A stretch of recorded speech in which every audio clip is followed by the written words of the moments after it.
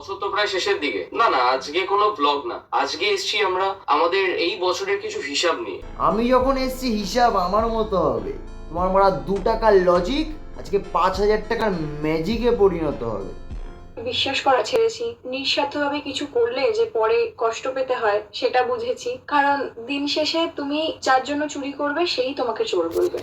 আর বেশি হেয়ালি করো না। হেয়ালি? এতে তো তোমরা বড় পিএইচডি করে ফেলেছো ভাই।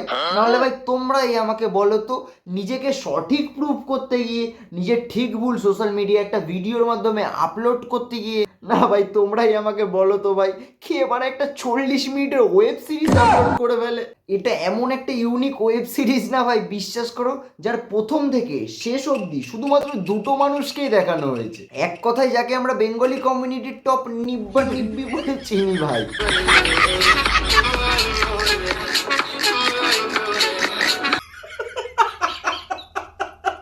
বলছি দিদি, এই 40 মিনিটের একটা ওয়েব সিরিজ আপলোড করার কারণটা কি আমাকে একটু বলো তো? এতদিন তো এই টোনাটুনি মিলে দুইজন মিলে ন্যাকামু করে নিজের ভাতটা পেটটা চালিয়ে নিচ্ছিলে, তো এখন কি গাড়ির তেল শেষ হয়ে গেছে? এই 40 মিনিটের একটা ওয়েব সিরিজ আপলোড করতে হলো? কি ট্যাঙ্কটা ভরেছে তো গাড়ির? তোরা আমাদের আগে সেই ভিডিওটা আপলোড দিতে পারিস, এটা ছিল আমাদের মধ্যে রুলস। ওনা একদম ঠিক বলছে। আমাদের গ্রুপটা না ভীষণই পিওর ছিল, বিশ্বাস করো। মানে দিনের পর দিন ভিডিও হোল্ড হয়ে থাকতো, বাট কারোরই কোনো মাথা ব্যথা থাকতো না। মানে কি আরেকবার বলুন কি? ওনা একদম ঠিক বলছে। আমাদের গ্রুপটা না ভীষণই পিওর ছিল। দিদি এই কথাটা বলো না প্লিজ, নাহলে ওরা মুখ থেকে কিডনি ফুসফুস বেরিয়ে যাবে গো, হাসতে হাসতে। তো আবার তুমি ছোট্ট ছেলে আর তোমার বালু বাচ্চা, হ্যাঁ, ওপেন ক্যামেরাতে অলরেডি যা কাদা ছেটে ছেটে শুরু করে ফেলেছো।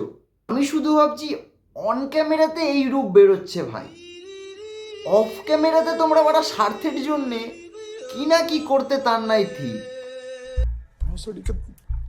অফ ক্যামেরাতে কি হয় তোমাদের ওপিনিয়নটা একটু কমেন্টে দিয়ে দিও ভাই। ওনা একদম ঠিক বলছে। আমাদের গ্রুপটা না ভীষণই পিওর ছিল। আমাদের বন্ধুত্বের পিওরনেসটা ওই ঠিক 1 কাপ দুধে 1.5 লিটার জল মেশানোর সমান।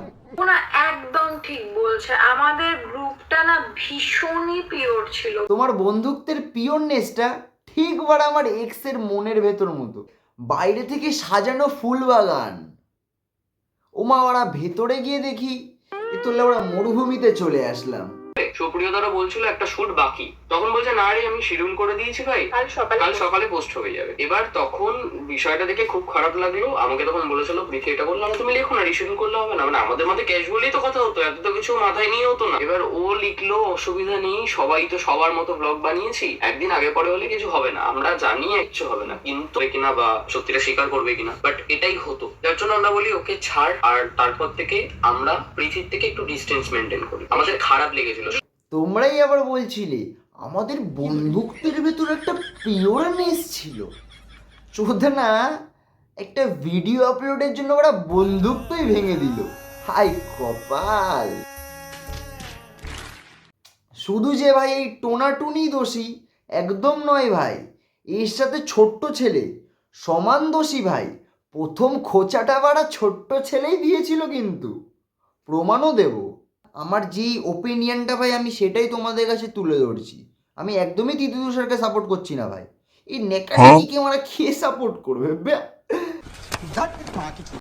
এরপর প্রীতিকে জিজ্ঞেস করে রেখে নিত যে ও কটা নাগাদ ব্লগ দেবে, এরকমই একটা কিছু কোশ্চেন করেছিল। ভাগ্যিস সেই সময় প্রীতিকে টেক্সট করেছিল, ফোন করেনি, কারণ ফোন করলে স্বাভাবিক আমরা কিছু প্রুফ রাখতে পারতাম না। টেক্সট করেছিল বলে প্রুফটা রয়েছে। বাট আমাদের দেখে খারাপ লাগলো, সুপ্রিয়াদার নিজের নামটাই তুললো না এখানে। বলছি কবে ছাড়বে হোলির ভিডিও, ও লিখেছে যে কাল সকালে। ফোন এইটা টেক্সট করলো কাল সকালে। তারপরে তিথি আবার সুপ্রিয়াদাকে ফোন করে বলে দেখো সুপ্রিয়াদা কালকে সকালে ভিডিওটা দিচ্ছে, কি বলবো বলো। তখন সুপ্রিয়াদা বলে তুই বল না একবার যদি একটুখানি পেছায়। স্বাভাবিক মেয়ে মানুষের মধ্যে কথা হচ্ছে, সেও কি ভেবে ওকেই বলতে বলেছে, আর ওকেই কি বলবো বলি পাঠা বানিয়ে ফেলেছে। তুই আবার ওকে টেক্সট করে বলে ভাই পরশু সকালে ছাড়লে হবে। সুপ্রিয়দারও বলছিল একটা শুট বাকি, তখন বলছে না রে আমি শিডিউল করে দিয়েছি ভাই, কাল সকালে পোস্ট হয়ে যাবে। এবার তখন বিষয়টা দেখে খুব খারাপ লাগলো। আমাকে তখন বলেছিল প্রীতি এটা বললো না তুমি লেখো না, রিশিডিউল করলে হবে না, মানে আমাদের মধ্যে ক্যাজুয়ালি তো কথা হতো, এত তো কিছু মাথায় নিয়ে হতো না। এবার ও লিখলো অসুবিধা নেই, সবাই তো সবার মতো ব্লগ বানিয়েছি, একদিন আগে পরে হলে কিছু হবে না। ছোট্ট ছেলেই কিন্তু তিথি তুষারকে পাঠিয়েছিল প্রীতিদিকে জিজ্ঞাসা করতে এই যে হোলির ব্লগটা কবে আপলোড করবে। প্রীতিদি কিন্তু বলে দিয়েছিল ভিডিওটা শিডিউল করে দেওয়া আছে ভাই, পরের দিন সকালবেলা ভিডিওটা আপলোড হয়ে যাবে। তো এই কথাটা তিথি তুষার আবার গিয়ে ছোট্ট ছেলের কানে লাগায়। তখন ছোট্ট ছেলে তিথি তুষারকে বলে যে তুই প্রীতিকে গিয়ে বল ভিডিওটা আনশিডিউল করে দিতে। হ্যাঁ, ছোট্ট ছেলেই বলে যে ভিডিওটা আনশিডিউল করে দিতে বল। বলছি সুপ্রিয়দা, লোককে দিয়ে বন্দুক ধরাতে খুব ভাল লাগে তাই না? আরে তোদেরও বলি হারি, হ্যাঁ তোদের বড় গান্ডু বানানো হয় আর তোরা বড় গান্ডু হয়েও যাস।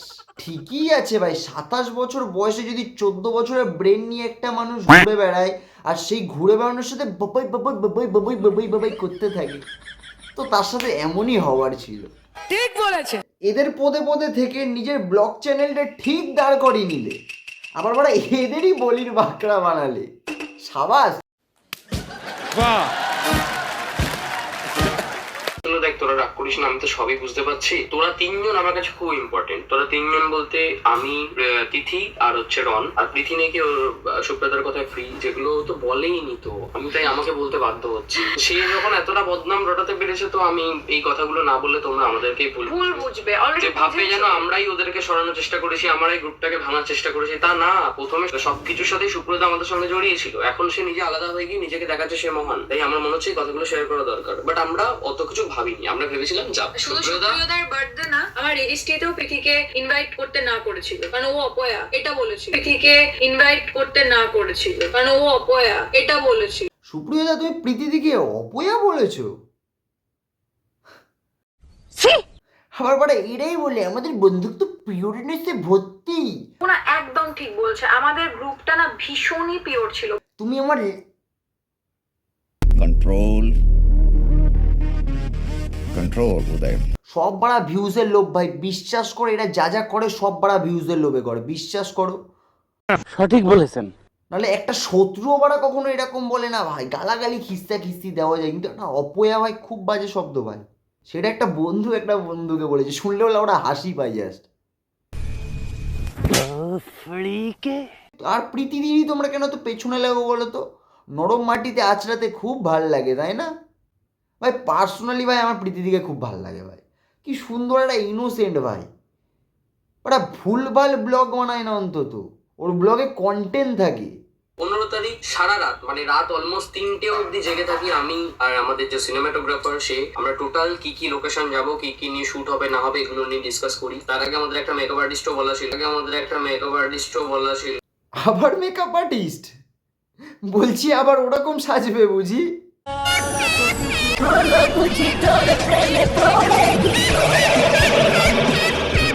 ও এটা তো সিরিয়াস টপিক তাই না? আউসালদের জঞ্জালদের নিয়ে কথা হচ্ছে, বন্ধুত্ব বিচ্ছেদ নিয়ে কথা হচ্ছে। আদৌ ওরা বন্ধুত্ব না শত্রু বিচ্ছেদ নিয়ে কথা বলছি বুঝতেই পারছি না ভাই আমি।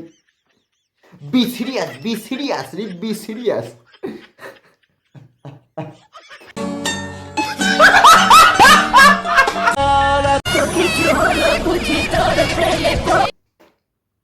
বলছি দিদি, তোমাকে আসল রূপে খুব ভালো মানিয়েছে, বিশ্বাস করো সেটা ভালো লাগছিল।